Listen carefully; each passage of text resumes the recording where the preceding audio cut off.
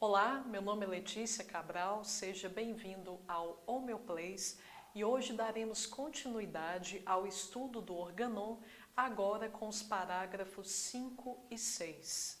Peço desculpas em relação ao vídeo anterior, que realmente depois eu pude verificar que o áudio daquele vídeo não ficou muito bom. Isso se deu em função de alguns transtornos que eu tive em relação ao microfone. Garanto a vocês que isso não vai se repetir e buscarei compensar esse transtorno com o áudio de hoje. Pessoal, a fim de que a compreensão se torne mais fácil, eu vou dividir tanto o parágrafo 5 quanto 6 em duas partes, em metades, tendo em vista que tanto 5 quanto 6 são parágrafos longos. Então vamos agora primeiramente ao primeiro trecho do parágrafo número 5. O parágrafo número 5 nos diz: como auxílio à cura, são úteis ao médico os pormenores acerca da causa mais provável da doença aguda, assim como os momentos mais significativos de toda a história clínica da doença crônica. Indiretamente, Hahnemann está nos dizendo que o primeiro passo é identificar a doença, qual a natureza do adoecimento. Se ele é agudo, se ele é crônico, se é pseudocrônico ou se é iatrogênico. Lembrar que, conforme eu explicitei no vídeo anterior, o quadro agudo ele também apresenta as suas subdivisões. Então, o primeiro passo é identificar a natureza da doença.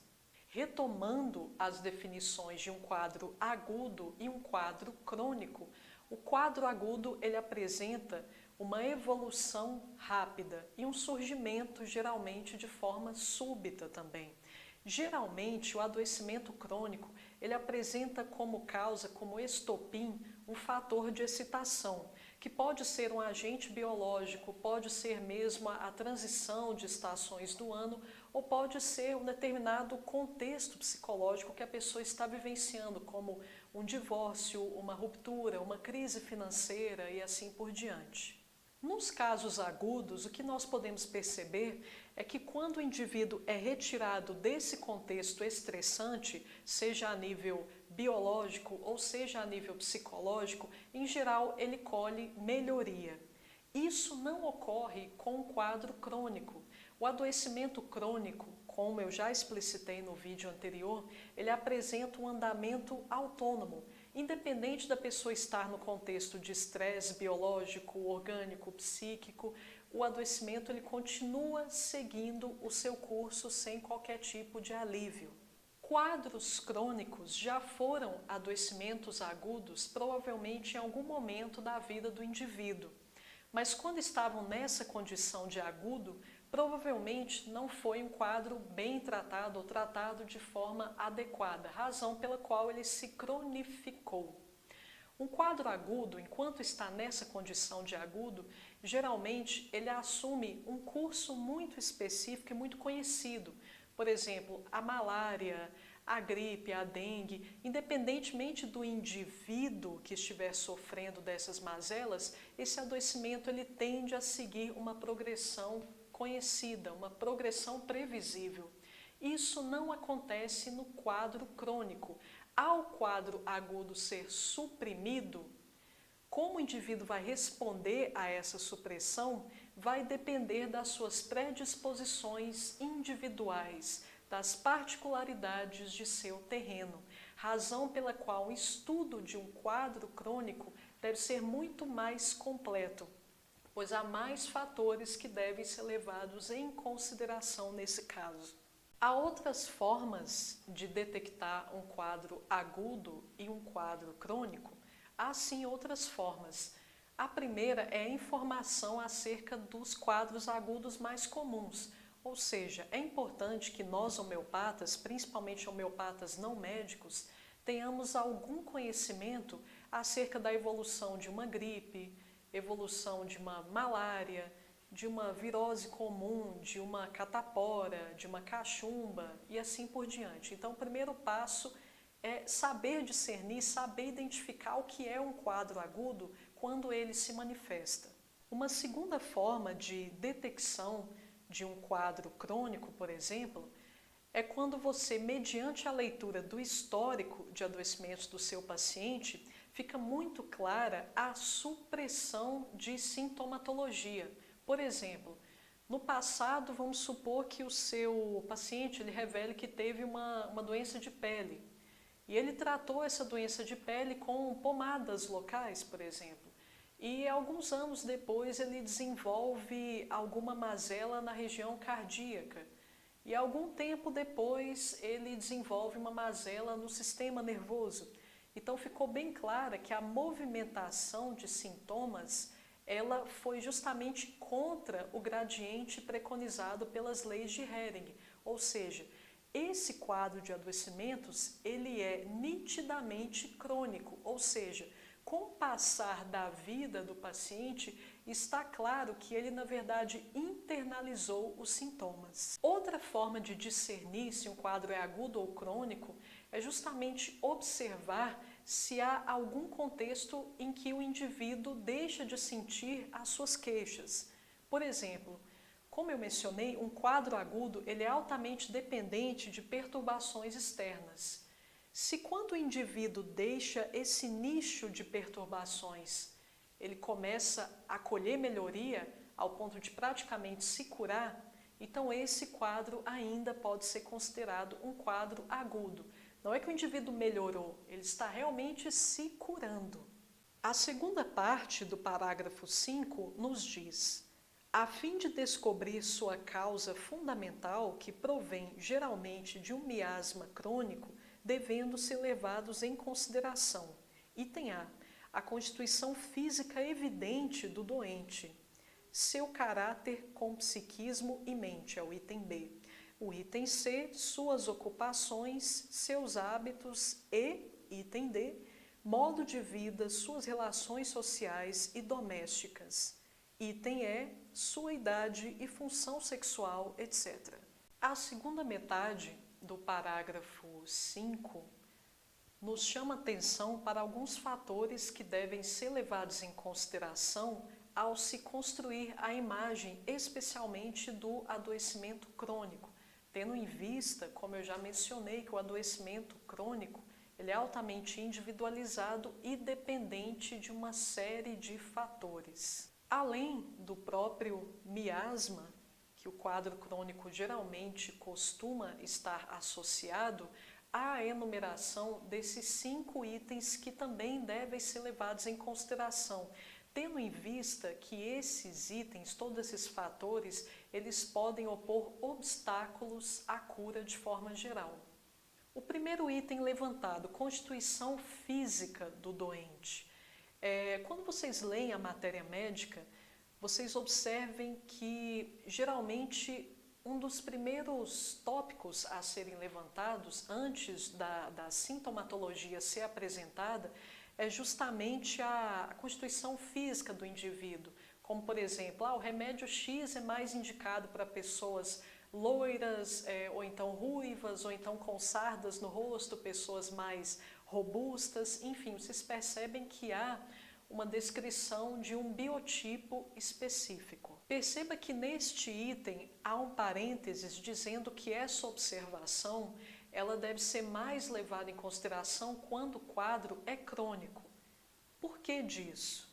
Porque significa que o transtorno crônico já teve tempo o bastante para agir no indivíduo a um ponto em que ele começa a manifestar e a condicionar o biotipo físico do paciente. O que também significa que o biotipo físico é reflexo de um mal mais interno, reflexo de um mal ainda maior, numa hierarquia ainda maior. O que eu quero dizer com isso é que, como o indivíduo aparenta ser, a aparência, na verdade, é uma consequência de um quadro de distúrbios mais internalizado. Perceba que a doença crônica geralmente é um adoecimento mais antigo, a pessoa está padecendo dele há bastante tempo, ou seja, o seu corpo ele já teve tempo de sobra para manifestar características relacionadas àquele transtorno. Então, a constituição física, nesse sentido, ela é fruto do próprio transtorno crônico, razão pela qual ela deve ser levada em consideração. Item B. seu caráter com seu psiquismo e mente. Este, na verdade, é um dos fatores que mais condicionam ou deveriam condicionar o prognóstico do homeopata, que será observado pelo homeopata, tendo em vista que nós sabemos que todos os males, na verdade, a semente, a fonte, em geral, costuma ser a alta hierarquia. Em geral, é a subjetividade que vai condicionar o que é objetivo, o que é visível, que está evidente aos nossos olhos, ou seja, as mazelas do nosso tecido. Razão pela qual esse fator deve ser levado tanto em consideração também quando eu falo em constituição. Constituição, quando vocês ouvirem esse termo, lembre-se que não se refere apenas à aparência física, engloba também o fator caráter do indivíduo. O item C, ocupações e hábitos, pode se aplicar tanto numa situação em que estamos abordando um quadro agudo quanto crônico, porque na verdade há profissões, há certos tipos de atividades que podem ser única e exclusivamente a causa pela qual o indivíduo está adoecendo. Se ele deixar de exercer aquele grupo de hábitos, ele tende a se curar automaticamente, ou seja, aquele era o cerne de seus adoecimentos. Isso é muito típico, como eu estou mencionando, num quadro agudo. Portanto, é interessante conhecer a ocupação, a rotina profissional do nosso paciente de forma geral, porque muitas vezes ali estão as respostas que estamos buscando. Como o nosso paciente se sente ao executar as tarefas do dia a dia, como ele se sente no ambiente profissional, que tipo de emoções o ambiente profissional o evocam, o despertam, são informações de extrema relevância para a montagem do quadro do adoecimento do nosso paciente de forma geral. Há também transtornos que estão intimamente relacionados a determinadas atividades, por exemplo, o regime de esportes extenuante. Hoje é sabido que é saudável nos exercitarmos, mas se nos exercitarmos em excesso, isso pode trazer sérios prejuízos para o organismo. Portanto, os atletas, eles podem apresentar um conjunto de queixas pertinentes ao atletismo, por exemplo. E hoje em dia, muitas pessoas trabalham em escritórios, passam o dia inteiro em frente ao computador. Nós sabemos também que a exposição excessiva a radiações eletromagnéticas podem trazer determinadas sequelas ao indivíduo, razão pela qual esse item é tão digno de consideração. Mais uma vez, o fator informação aparece aqui como imperativo. Se nós não conhecermos a nossa atualidade em profundidade, nós acabamos nos tornando pessoas homeopatas limitados para auxiliar, prestar assistência ao paciente que busca socorro em nós. Por quê?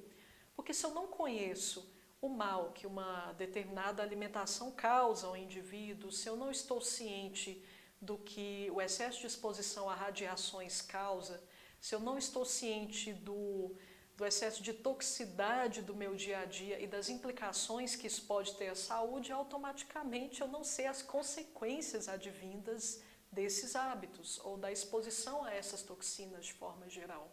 Para citar um exemplo para vocês, o Dr. Laí Ribeiro, em um de seus vídeos, ele relata uma experiência de uma mulher que aparentemente ela tinha uma sensibilidade tal a radiações eletromagnéticas que ela desenvolvia quase um quadro pré-diabético quando exposta a radiações eletromagnéticas.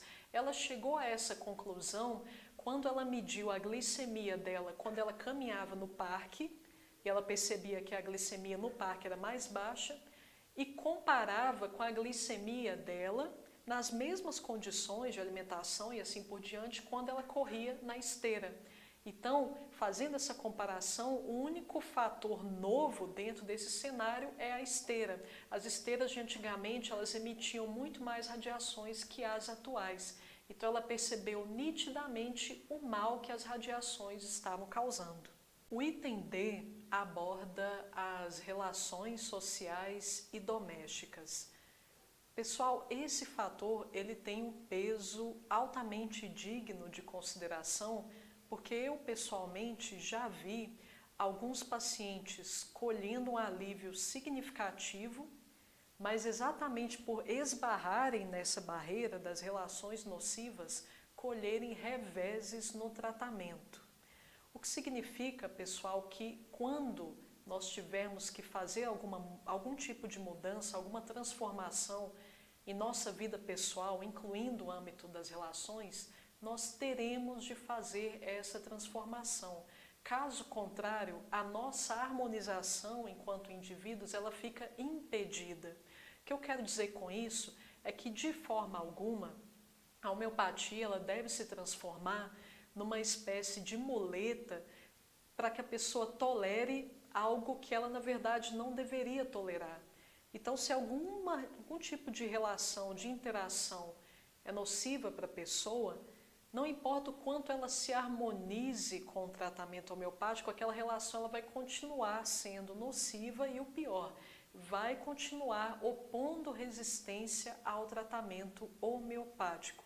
Portanto, quando vocês perceberem que as relações de alguma forma estão conferindo um obstáculo, é importante que vocês deixem isso claro ao paciente, para que ele também possa assumir o compromisso de se mobilizar para desconstruir essa relação ou se afastar dessas pessoas que não fazem bem.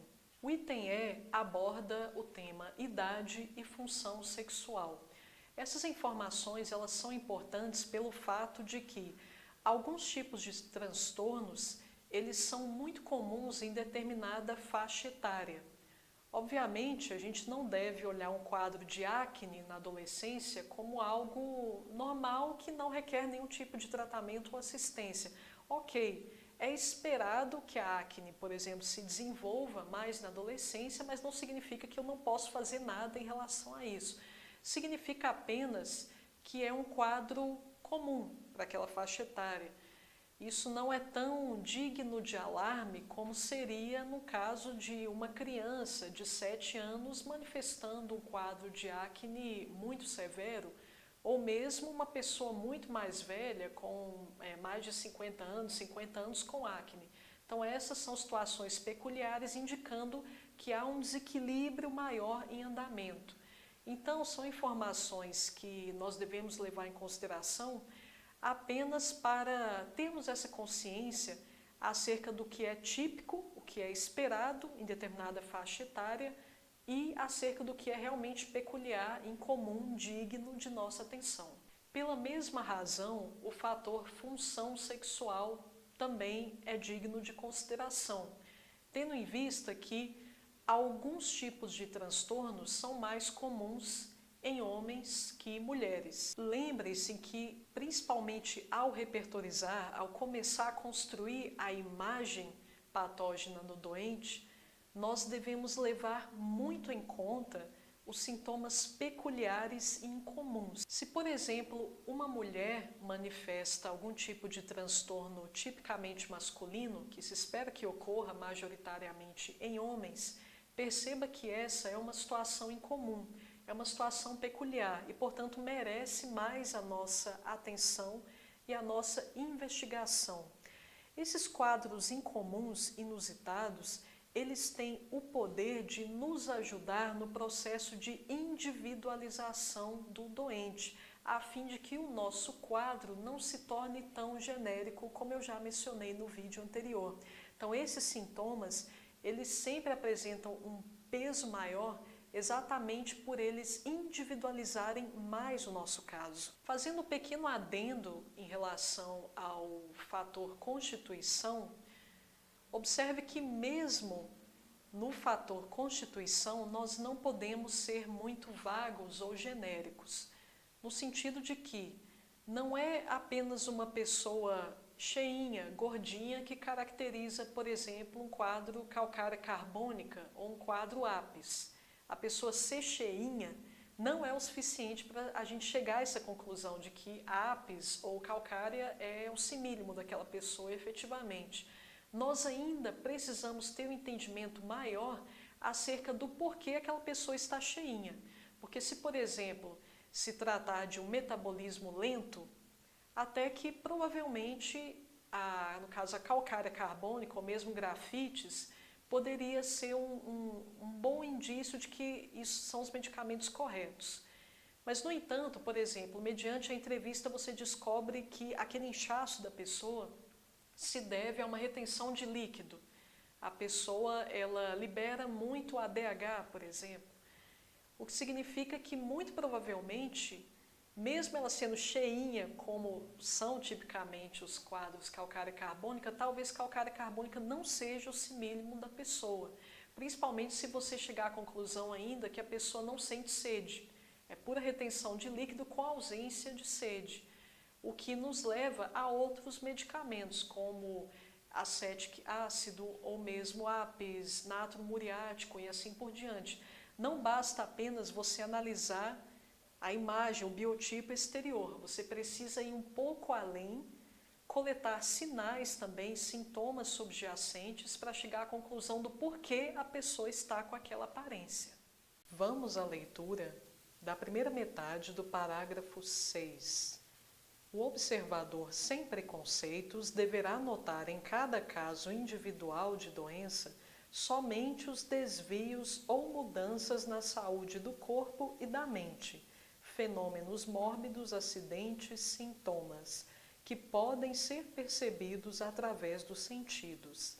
Deverá notar somente os desvios ocorridos no estado primitivo de saúde do indivíduo agora doente, tanto aqueles por eles sentidos, quanto os observados pelos que os rodeiam e pelo médico.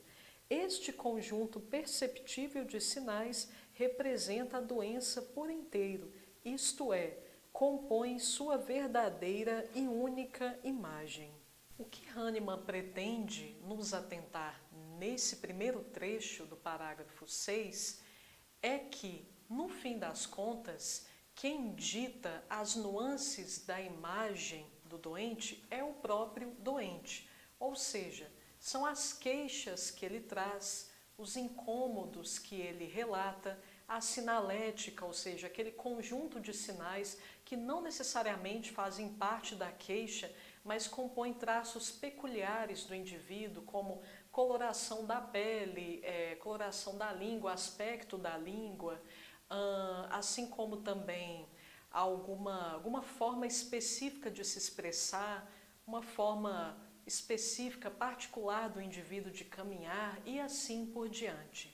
Existe um modelo de atendimento homeopático que é muito abraçado por alguns homeopatas, que é o modelo de atendimento domiciliar.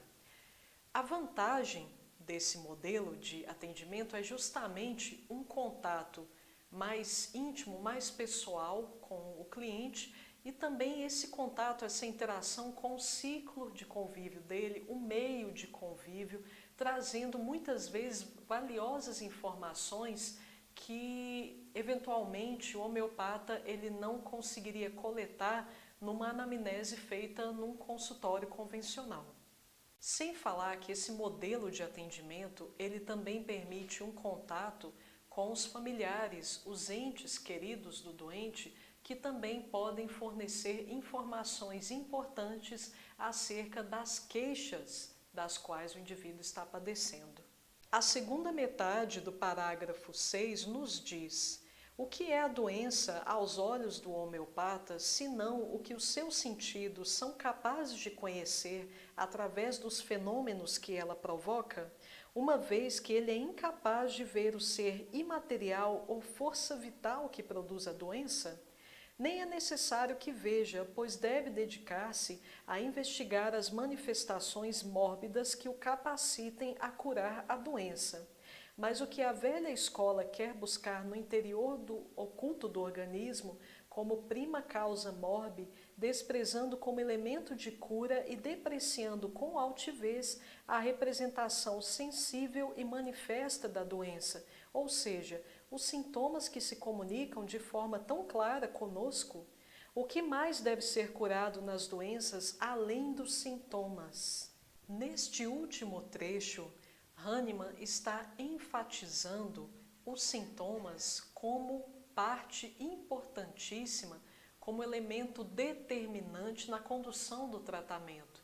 São basicamente as bússolas, os mapas que nortearão o tratamento. Apenas para deixar bem claro, para reforçar um conceito que para a maioria dos homeopatas é óbvio, ou deveria ser óbvio, o que nós sentimos e experimentamos como desconfortos, como sintomas, são reações do organismo a determinado distúrbio na força vital. E esse distúrbio por si só, ele não é passível de identificação. Nós só sabemos que esse distúrbio está em andamento, está ocorrendo no indivíduo, porque há, por consequência, toda uma sintomatologia denunciando claramente os esforços do organismo para afastar esses distúrbios e recuperar a homeostase. Hahnemann está aqui condenando, de certa forma, o que ele chama de velha escola, que para a gente aqui seria a medicina tradicional, a medicina alopática, justamente por ela condenar a terapia baseada na coleta de sintomas, o modelamento do tratamento baseado na coleta de sintomas. Porque, na verdade, nós percebemos claramente no modelo de tratamento tradicional, da medicina tradicional, principalmente a ocidental, que muitas vezes o profissional da saúde sequer entrevista o doente para saber acerca das suas sensações, das suas percepções, de como ele está experimentando o seu desconforto. E isso, segundo Hahnemann, parte da percepção de que os médicos, na verdade, o que eles buscam com essa abordagem de tratamento é afetar algum fator não perceptível, algum fator invisível, mediante a terapia que eles propõem. Ou seja, eles desprezam, na maioria das vezes, as queixas, os sintomas que o indivíduo traz, porque na convicção deles, no entendimento deles, há algum fator que sequer o indivíduo experimenta, que sequer o indivíduo percebe que deve ser afastado pelos medicamentos tradicionais. É por essa razão que, inclusive, Hahnemann afirma que alguns alopatas condenam a homeopatia com o pretexto de que não, a homeopatia ela pode eliminar os sintomas, mas ela não elimina a causa do distúrbio. No entanto, Hahnemann questiona a lógica desse método, a linha de raciocínio desse método. Porque se o paciente está se queixando de dor de cabeça e dor no estômago, porque se eu afastar a dor de cabeça e a dor de estômago, eu não serei considerado curado. E se além disso eu ainda estiver com algum distúrbio psíquico e esse distúrbio for afastado, por que eu ainda me consideraria doente, sendo que toda a minha queixa foi afastada? Quando nós estamos investigando o quadro de sintomas do paciente, é muito importante que nós valorizemos, inclusive, como o indivíduo expressa essas queixas, como ele descreve esses transtornos. Porque para o homeopata, isso apresenta um extremo valor. Por exemplo, me respondam vocês qual desses dois indivíduos que eu vou exemplificar aqui vão fornecer uma informação mais digna de relevância para você como homeopata. O primeiro diz o seguinte: eu tenho sinusite, meu problema é sinusite.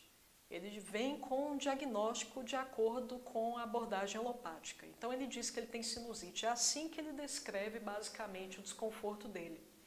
Vem um segundo indivíduo e ele descreve o desconforto dele da seguinte forma: eu sinto um entupimento, um peso nessa região do seio facial que me impede completamente de respirar pelo nariz, me obrigando a respirar pela boca, ao mesmo tempo que eu sinto uma coceira muito acentuada na minha garganta. Qual desses dois lhe concedeu realmente uma informação digna de relevância? O último indivíduo, obviamente, nos forneceu informações de valor, ou seja, são informações que nos permitirão construir um quadro individualizado do seu padecimento. Bastante atenção, porque Hahnemann afirma nesse parágrafo que é muito importante que coletemos os sintomas conforme a descrição do doente, do indivíduo, mas valorizem muito a forma como esses sintomas são descritos, porque eles nos fornecem valiosas informações acerca das modalidades desses sintomas, do contexto de agravamento, de melhoria desses sintomas. Dessa forma, nós vamos especificando, individualizando cada vez mais o quadro, a fim de que ele não se torne um quadro genérico, como eu já havia mencionado no vídeo anterior. Portanto, devemos valorizar os sintomas? Sim, devemos, mas sempre valorizar principalmente a individualidade, a peculiaridade desses sintomas. Do lado esquerdo, do lado direito, como você administra, o que você faz quando você sente essa dor, o que você sente que você faz que alivia, o que você sente que piora o quadro e assim por diante. Devemos prezar sempre pela individualização do quadro, o que vai permitir muito que individualizemos ainda mais esse cenário são sintomas de alta hierarquia. Porque na alta hierarquia nós estamos lidando com a subjetividade do indivíduo, que é onde ele costuma expressar com maior profundidade a sua personalidade de forma mais genuína. Portanto, sempre priorizem a alta hierarquia. Façam perguntas como, por exemplo, desde quando, a partir de quando você começou a colher esse tipo de desconforto? Que episódio coincidiu com o aparecimento desse desconforto, a fim de que vocês possam estabelecer também, de forma conjunta, um quadro psíquico da doença, que vai permitir, como eu já mencionei, uma individualização muito maior desse quadro. É óbvio, pessoal, que quando nós estamos no contexto emergencial, em que a pessoa precisa auxílio naquele momento, a pessoa sequer tem a possibilidade, a oportunidade de ceder muitas informações para a gente sobre o que ela está sentindo, muitas vezes não é possível fazer uma anamnese mais profunda para obter a sintomatologia de alta hierarquia.